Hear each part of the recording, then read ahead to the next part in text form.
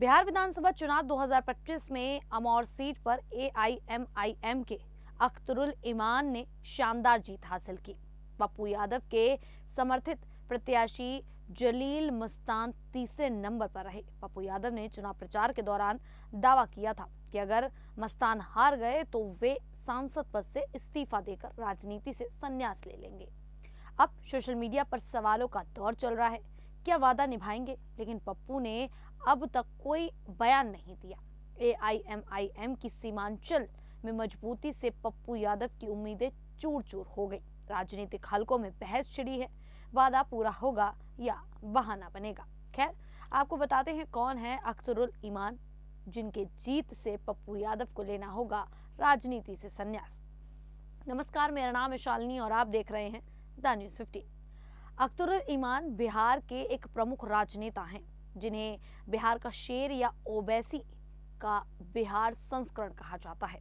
वे AIMIM के बिहार प्रदेश अध्यक्ष हैं और अमौर विधानसभा क्षेत्र से विधायक। उनका जन्म 7 मार्च 1964 को बिहार के किशनगंज जिले में हुआ था। सीमांचल क्षेत्र से ताल्लुक रखने वाले अख्तरुल का जीवन गरीबी, संघर्ष और मुस्लिम समुदाय के अधिकारों की लड़ाई से भरा पड़ा है। वे एक साधारण मुस्लिम परिवार से हैं, लेकिन अपनी मेहनत और बेबाक आवाज से बिहार की राजनीति में ऊंचा मुकाम हासिल किया। अख्तरुल ईमान का बचपन बिहार के सीमांचल इलाके में बीता, जहां आज भी गरीबी, बेरोजगारी और पिछड़ापन आम है। उनके पिता अब्दुल रशीद एक साधारण किसान या मजदूर थे, जो परिवार को मुश्किल से चला पाते थे। सीमांचल मुस्लिम बहुल क्षेत्र है, जहां 60 से 70% आबादी मुस्लिम है, लेकिन विकास की कमी के कारण लोग गरीबी में जीते हैं। अख्तरुल बताते हैं कि उनका परिवार बहुत गरीब था। आसपास के इलाकों में चोर, डाकू और अपराध की समस्या आम थी और पुलिस प्रशासन की मिलीभगत से लोग परेशान रहते थे। छोटी उम्र से ही अख्तरुल को सामाजिक मुद्दों का एहसास हुआ। वे कहते हैं कि बचपन में देखा कि मुस्लिम समुदाय को राजनीतिक पार्टियां सिर्फ वोट बैंक के रूप में इस्तेमाल करती हैं, लेकिन विकास के नाम पर कुछ नहीं देती। उनके परिवार में धार्मिक और सामाजिक मूल्य मजबूत थे। अख्तरुल की मां और परिवार ने उन्हें पढ़ाई पर जोर दिया। वे एक सामान्य स्कूल से पढ़े, लेकिन घर की आर्थिक तंगी ने उनके बचपन को कठिन बनाया। फिर भी वे किताबों और स्थानीय मुद्दों से जुड़े रहे। ये बचपन ही था जिसने उन्हें बाद में सामाजिक कार्यकर्ता बनाया।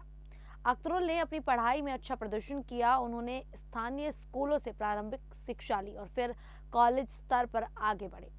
1990 में उन्होंने मगध विश्वविद्यालय से मास्टर ऑफ आर्ट्स की डिग्री हासिल की। ये डिग्री उनके लिए बड़ी उपलब्धि थी, क्योंकि सीमांचल में लड़कों को भी पढ़ाई पूरी करने में मुश्किल होती है। पढ़ाई के दौरान ही वे छात्र संगठन से जुड़े।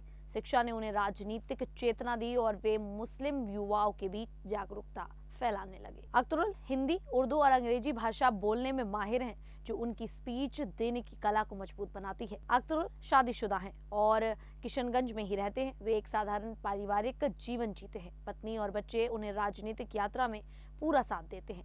वे खुद को सामाजिक कार्यकर्ता, किसान और व्यापारी बताते हैं। उनके चुनावी हलफनामे में उनकी संपत्ति करीब 74 लाख रुपए बताई गई, जिसमें घर, जमीन और निवेश शामिल है। वे पारदर्शिता पर जोर देते हैं। परिवार ने उन्हें हमेशा प्रोत्साहित किया, खासकर जब वे राजनीति में उतरे। अख्तरुल का राजनीतिक सफर 1985 में शुरू हुआ, जब वे छात्र थे। उस समय बिहार में अपराध चरम पर था। मौलाना मोहम्मद हाई ने चोर डाकुओं के खिलाफ एक अभियान चलाया, जिसमें पुलिस की मिलीभगत का आरोप लगाया गया। अख्तरुल इसमें शामिल हुए और स्थानीय मुद्दों पर आवाज उठाई। ये उनका पहला कदम था, जो उन्हें सामाजिक कार्य की ओर ले गया। 2005 में वे पहली बार विधायक बने। फरवरी के बिहार विधानसभा चुनाव में राष्ट्रीय जनता दल के टिकट पर किशनगंज से जीते। अक्टूबर के चुनाव में फिर जीत हासिल की। 2010 में कोचाधामन से आरजेडी के टिकट पर विधायक चुने गए। इन 5 सालों में उन्होंने सीमांचल के विकास पर फोकस किया, सिंचाई, सड़कें, शिक्षा और स्वास्थ्य। लेकिन 2014 में वे आरजेडी छोड़कर जनता दल यूनाइटेड में शामिल हो गए। उसी साल किशनगंज लोकसभा सीट से लड़े, लेकिन असर उल कासमी से हार गए। उन्होंने विधानसभा सीट से इस्तीफा दे दिया था। 2015 में नया मोड़ आया। अगस्त में एआईएमआईएम ज्वाइन किया और बिहार प्रदेश अध्यक्ष बने। नवंबर चुनाव में कोचाधामन से लड़े, लेकिन हार गए। फिर भी उन्होंने मुस्लिम वोटों को एकजुट करने का संदेश दिया। 2019 में किशनगंज लोकसभा से लड़े, तीसरे नंबर पर रहे, लेकिन 2020 का चुनाव उनके लिए मील का पत्थर साबित हुआ। अमौर से AIMIM के टिकट पर जीते। शपथ लेते समय उन्होंने हिंदुस्तान न कहकर भारत कहा, जिससे बीजेपी जेडीयू में हंगामा मच गया। 2022 में एक चुनौती आई। AIMIM के 4 विधायकों ने आरजेडी ज्वाइन कर ली, लेकिन अख्तरुल अकेले लड़े रहे। उन्होंने पार्टी को सीमांचल में मजबूत रखा। 2025 के बिहार विधानसभा चुनाव में फिर अमौर से लड़े और शानदार जीत हासिल की। AIMIM ने सीमांचल में 5 सीटें जीती, कांग्रेस से बेहतर प्रदर्शन किया। अख्तरुल 4-5 बार विधायक रह चुके हैं। उन्होंने अलीगढ़ मुस्लिम यूनिवर्सिटी का किशनगंज में स्टडी सेंटर खुलवाया।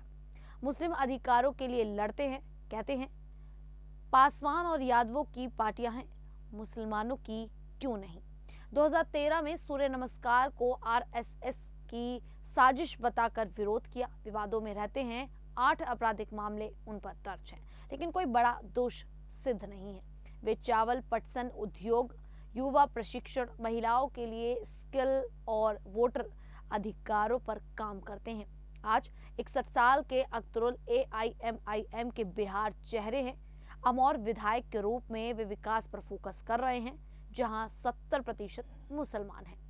अख्तरुल का जीवन सिखाता है कि गरीबी से निकलकर भी आवाज उठाई जा सकती है। वे सीमांचल को दिल्ली पटना की नजरों में ला रहे हैं। कुल मिलाकर उनका सफर प्रेरणादायक है, एक छात्र से बिहार के शेर तक। आप सभी को ये जानकारी कैसी लगी, आप हमें कमेंट करके जरूर बताएं। अभी के लिए इतना ही, फिर हाजिर होंगे ऐसी ही देश और दुनिया से जुड़ी बड़ी खबरों के साथ। तब तक के लिए देखते रहिए द न्यूज़ 15।